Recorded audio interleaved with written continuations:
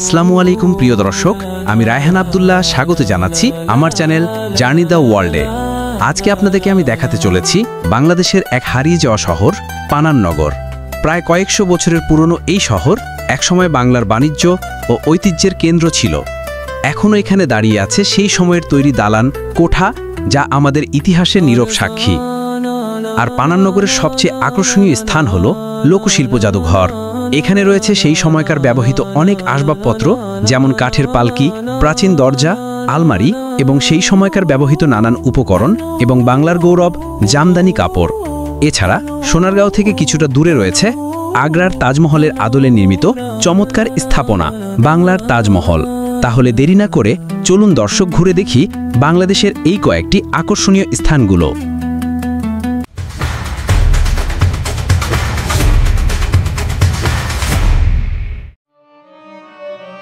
প্রিয় দর্শক, আজ আমরা ঘুরে দেখব বাংলাদেশের এক অমূল্য ঐতিহ্য পানামনগর, যা নারায়ণগঞ্জ জেলার সোনারগাঁওয়ে অবস্থিত।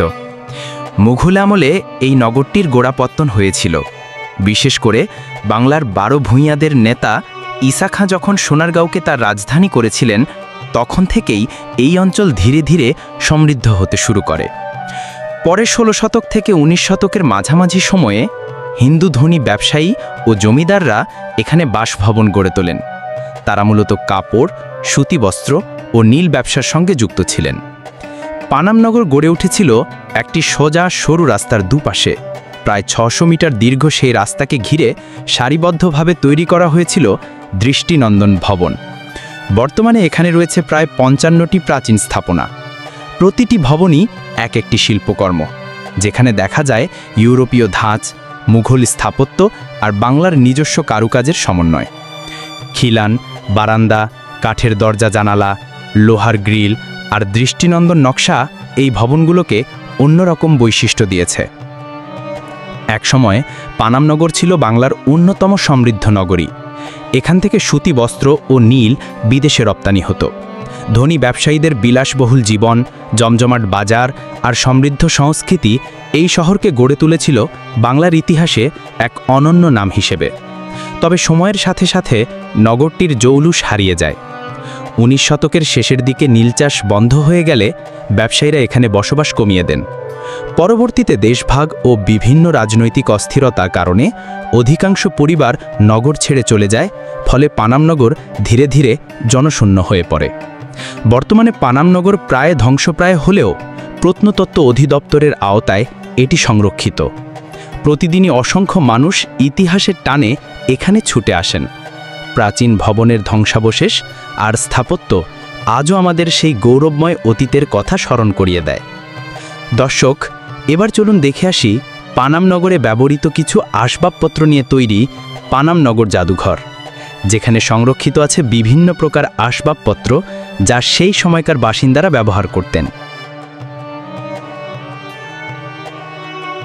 প্রিয় দর্শক, বাংলার ঐতিহ্যের এক উজ্জ্বল সাক্ষ্য হল পানামনগর লোকশিল্প জাদুঘর। এটি প্রতিষ্ঠা করেছিলেন আমাদের দেশের খ্যাতিমান শিল্পী শিল্পাচার্য জয়নুল আবেদিন। 1975 সালে তিনি এই জাদুঘরের ভিত্তি স্থাপন করেন। তার মূল উদ্দেশ্য ছিল গ্রামীণ বাংলার হারিয়ে যাওয়া শিল্প, সংস্কৃতি এবং জীবনধারাকে সংগ্রহ করে সংরক্ষণ করা, যাতে ভবিষ্যৎ প্রজন্ম বাংলার অতীত ঐতিহ্য সম্পর্কে জানতে পারে। জাদুঘরের ভেতরে ঢুকতেই প্রথমে চোখে পড়ে দুটি বিশাল জমিদার বাড়ি। এগুলোর নাম হলো সর্দার বাড়ি এবং বড় সর্দার বাড়ি। বিশাল এই দালানগুলো নির্মাণ করেছিলেন স্থানীয় ধনী হিন্দু জমিদাররা। তার মধ্যে বড় সর্দার বাড়িটি নির্মাণ করা হয় 1901 সালে। জমিদার পরিবারটির নাম থেকেই এ বাড়ি পরিচিতি পায় সর্দার বাড়ি নামে। এই দালানগুলোর স্থাপত্যশৈলী সত্যি চোখ জুড়ানো। ভেতরে রয়েছে অসংখ্য কক্ষ, নিচতলায় 47টি আর ওপরতলায় 37টি কক্ষ। প্রতিটি কক্ষই আজ ব্যবহৃত হচ্ছে প্রদর্শনী কক্ষ হিসাবে, যেখানে বাংলার লোকশিল্প আর প্রাচীন নিদর্শন প্রদর্শন করা হয়। দালান দুটির দুই পাশে রয়েছে দুটি বড় পুকুর। প্রতিটি পুকুরের ঘাটে নামার জন্য রয়েছে পাকা সিঁড়ি আর চারপাশে বসার জন্য আলাদা স্থান। এখানে বসে দর্শনার্থীরা উপভোগ করতে পারেন প্রশান্ত পরিবেশ। আর মাঝখানে রয়েছে একটি সুন্দর বাগান, যার সবুজ সৌন্দর্য জাদুঘরের পরিবেশকে করে তুলেছে আরও মনোমুগ্ধকর। লোকশিল্প জাদুঘর মূলত বাংলার হারানো ঐতিহ্যের প্রদর্শনী কেন্দ্র। ভেতরে রয়েছে গ্রামীণ জীবনের নানান প্রতিচ্ছবি, পুরনো আসবাবপত্র, অলংকার, মাটির বাসনপত্র থেকে শুরু করে কাঠের তৈরি বিভিন্ন জিনিস। শুধু ভেতরেই নয়, বাইরেও রয়েছে বাংলার প্রাচীন গ্রামীণ জীবনের নিদর্শন। এখানে দেখা যায় ঢেকি, যা একসময় ধান ভাঙতে ব্যবহার করা হতো। রয়েছে লাঙ্গল, যেটি গরুর সাহায্যে জমি চাষ করার জন্যে ব্যবহৃত হতো। এছাড়াও রয়েছে গ্রামীণ মাটির চুলা, মাটির বিভিন্ন খেলনা, পাত্র আর কৃষিকাজে ব্যবহৃত জিনিসপত্র। এসব নিদর্শন আজও আমাদের মনে করিয়ে দেয় এককালের গ্রামীণ বাংলার জীবনযাত্রা। এক কথায়, পানাম নগরের এই লোকশিল্প জাদুঘর শুধু ইতিহাস আর সংস্কৃতির ভাণ্ডার নয়, বরং এটি এক জীবন্ত প্রতিচ্ছবি, যেখানে একসাথে মেলে জমিদার আমলের ঐশ্বর্য, বাংলার লোকজ জীবনধারা আর প্রাকৃতিক সৌন্দর্যের সমন্বয়। চলুন দর্শক, এবার আমরা প্রবেশ করি ভেতরে, যেখানে প্রদর্শিত রয়েছে পুরনো আমলের আসবাবপত্র, লোকশিল্পের নিদর্শন আর বাংলার হাজার বছরের সংস্কৃতির অমূল্য সম্পদ।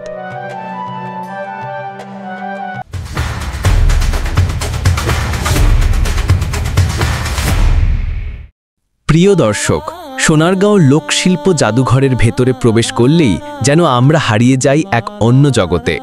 চোখে পড়ে দেয়ালে সাজানো বিভিন্ন চিত্রকর্ণ, আর সাথে রয়েছে আমাদের জাতীয় গৌরব শিল্পাচার্য জয়নুল আবেদিনের ব্যবহৃত ফতোয়া ও পাজামা। তার আকার কাজে ব্যবহৃত বিভিন্ন রং, তুলি ও সরঞ্জামও এখানে সংরক্ষিত রয়েছে, যা আমাদের শিল্পকলার ইতিহাসে অমূল্য সম্পদ। এরপর নজরে আসে নানান ধরনের মাটির ও কাঠের শিল্পকর্ম। এখানে রয়েছে রং রাখার ছোট ছোট মাটির পাত্র এবং বিভিন্ন মাটির পুতুল। কাঠের তৈরি অসংখ্য শোপিসও রয়েছে, যেমন হাতি, গরুর গাড়ি, কুলা, ইসলামিক ক্যালিগ্রাফি, কাঠের রেহাল, নৌকা, মাছ এবং বিভিন্ন পুতুল। এছাড়াও কাঠের ডাল ঘুটুনি, চামচ, নারিকেল কোড়ানোর যন্ত্র আর কাঠ দিয়ে খোদাইকৃত কারুশিল্প দর্শকদের দৃষ্টি কেড়ে নেয়। গ্যালারির একপাশে দেখা যায় সেই আমলের কাঠের তৈরি আটা বলার দস্তা, খড়ম, পরীদের মূর্তি, সাপের মূর্তি এবং দেবদেবীর বিভিন্ন ভাস্কর্য। পাশাপাশি প্রদর্শিত রয়েছে পুরনো আমলের মোহর ও মুদ্রা, ব্যবহৃত থালাবাটি, কোরআন শরীফ এবং বিভিন্ন বাসনপত্র। বিশেষ আকর্ষণের মধ্যে রয়েছে একটি লাইট টেবিল, কাঠের তৈরি হরিণ ও বাঘের মূর্তি, সেই সময়কার কাঠের ঘোড়ার গাড়ি বা পালকি আর কাঠ দিয়ে নির্মিত একটি সুন্দর ঘরের প্রতিরূপ। এখানেই চোখে পড়ে একটি সিন্দুক, যার সাথে একটি আয়না জুড়ে দেওয়া হয়েছে। এতে বোঝা যায় সে সময় মানুষ এই সিন্দুকের ভেতরে তাদের সাজসজ্জার জিনিসপত্র এবং মূল্যবান সম্পদ নিরাপদে সংরক্ষণ করত। গ্যালারির শেষ প্রান্তে রয়েছে চারুকলার একটি কাল্পনিক দৃশ্য, যেখানে গ্রামের পুরুষ ও মহিলারা নানা কাজে ব্যস্ত। আর সবচেয়ে দৃষ্টি কেড়ে নেয় একটি বিশাল আকৃতির কাঠের দরজা, যা সম্পূর্ণ খোদাই করা নকশা দিয়ে তৈরি।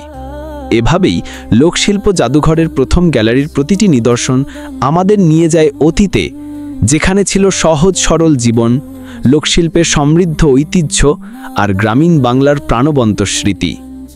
প্রিয় দর্শক, চলুন এবার দেখে নেই জাদুঘরের দ্বিতীয় গ্যালারিতে রাখা বিভিন্ন কারুশিল্প ও পুরনো আমলের আসবাবপত্র।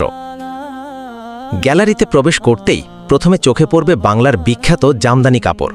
সাথে রয়েছে মাটির তৈরি নানা ব্যবহারিক জিনিসপত্র, যেমন পিঠা তৈরি করার হাঁড়ি, মুড়ি চালার হাঁড়ি, কলস এবং বিভিন্ন ধরনের বাসনপত্র।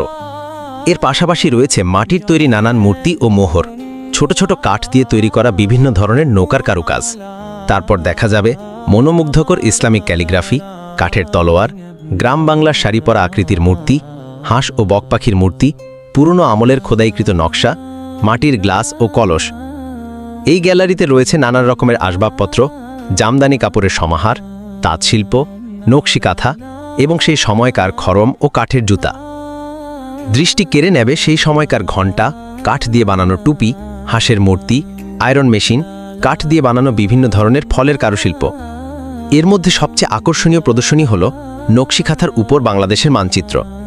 এছাড়াও রয়েছে মসলিন কাপড়, প্রাচীন নকশিকাঁথা, সেই আমলের বটি, পানের চিপি ফালানোর বাটি, পিতলের তৈরি গ্লাস, ঘণ্টা, শীতল পাটি, পিতলের বালতি, বদনা, ছোট পাত্র এবং পিতলের তৈরি এক টুকরো ছোট্ট তাজমহল। গ্যালারিতে রাখা হয়েছে বিভিন্ন বাদ্যযন্ত্র, যেমন ঢোল, তবলা, হারমোনিয়াম, একতারা, সেতার, দোতারা, বড় ঢোল সহ সেই সময়কার সুপারি কাটার যন্ত্র, বর্ষা, হাতি, বদনা, নানা আকৃতির লোটা, রুটি বানানোর ব্যালন, কুপি রাখার পাত্র, ফল রাখার পাত্র, কুপি, কুলা এবং হাত পাখা, পিতলের তৈরি পানির জগ, মূর্তি, থালা বাসন, প্লেট, গ্লাস, ট্রে গ্যালারির সৌন্দর্য আরও বাড়িয়ে তুলেছে।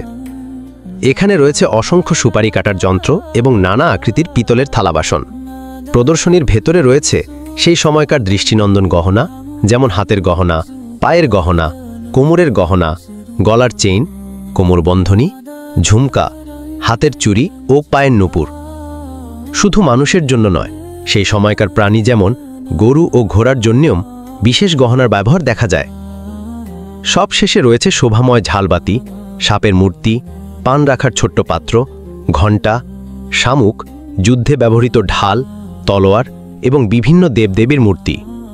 প্রিয় দর্শক, এভাবেই সোনারগাঁও জাদুঘর দ্বিতীয় গ্যালারি আমাদেরকে পরিচয় করিয়ে যায় বাংলার প্রাচীন ঐতিহ্য ও সংস্কৃতির সমৃদ্ধ ভাণ্ডারের সাথে। যারা ইতিহাস ও সংস্কৃতি প্রেমী তারা চাইলেই সোনারগাঁও জাদুঘর এসে ঘুরে দেখতে পারে। এখানে আসলে আপনি ফিরে যাবেন সেই পুরনো আমলের এক অনন্যময় প্রাচীন আমলে। সোনারগাঁও জাদুঘরে আসতে চাইলে নারায়ণগঞ্জ শহর থেকে বাসে করে সোনারগাঁও জাদুঘর সহজেই আসা যায়। প্রবেশ মূল্য বড়দের জন্য 50 টাকা এবং ছোটদের জন্য 20 টাকা। প্রিয় দর্শক, চলুন এবার দেখে আসি সোনারগাঁও জাদুঘর থেকে কিছুটা দূরে অবস্থিত আগ্রার তাজমহলের আদলে নির্মিত বাংলার তাজমহল। প্রিয় দর্শক, আজ আমরা ঘুরে দেখব সোনারগাঁওয়ে অবস্থিত বাংলার তাজমহল।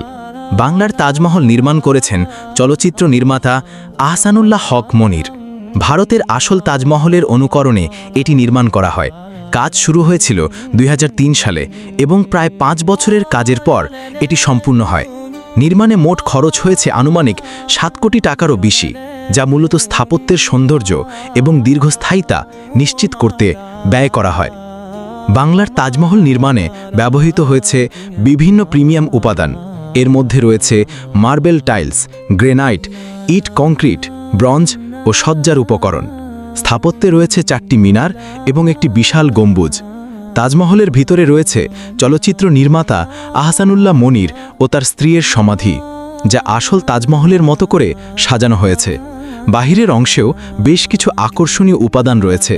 তাজমহলের চারপাশে রয়েছে সুন্দর বাগান, যেখানে ফুল ও গাছপালা সুন্দরভাবে সাজানো।